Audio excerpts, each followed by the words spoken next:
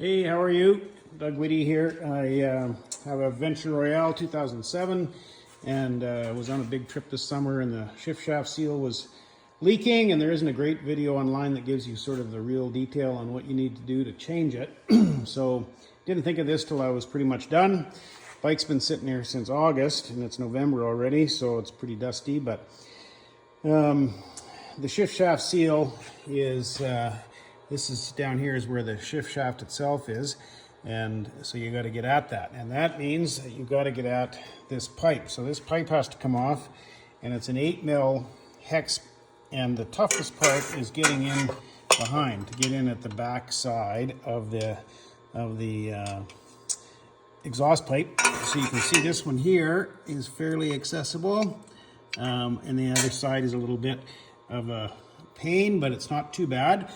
I actually took off the front cowling and the intake box. It seemed to make it a little more accessible. I think you might get away without it, but that's what I did. So when you get the pipe off at the manifold, you come back here. There's a couple more bolts down underneath the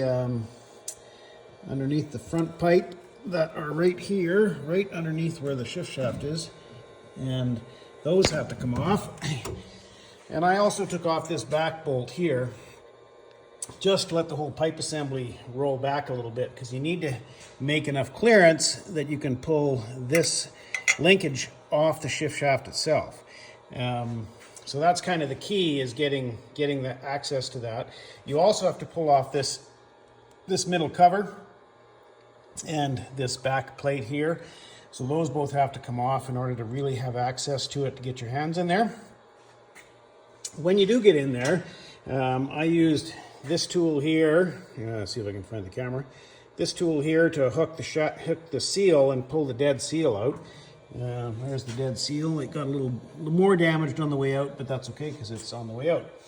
And then the next trick is, it's about a 6-inch shift shaft, so it's not terribly accessible. So I got it in there, and then an old buddy of mine who's a 30-year Yamaha mechanic told me to get an old piece of pipe. So I got this piece of plastic pipe, slid it over the shaft, and you could use that to do the final mount on the seal into the hole, and that worked really well.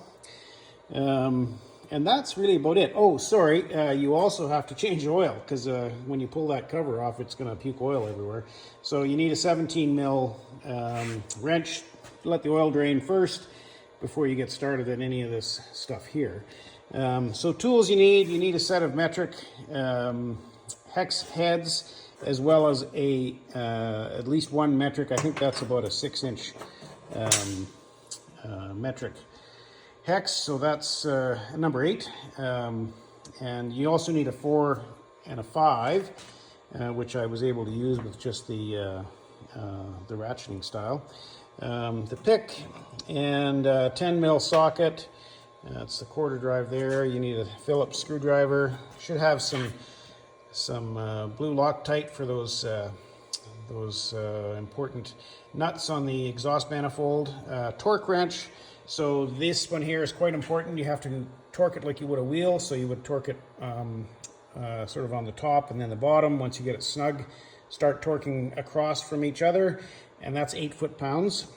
So a 10 and a 12 wrench, and so the 12 wrench and 12 socket, this has actually got a nut on the back side, so you have to hang on to that and get the wrench back there to get it right off.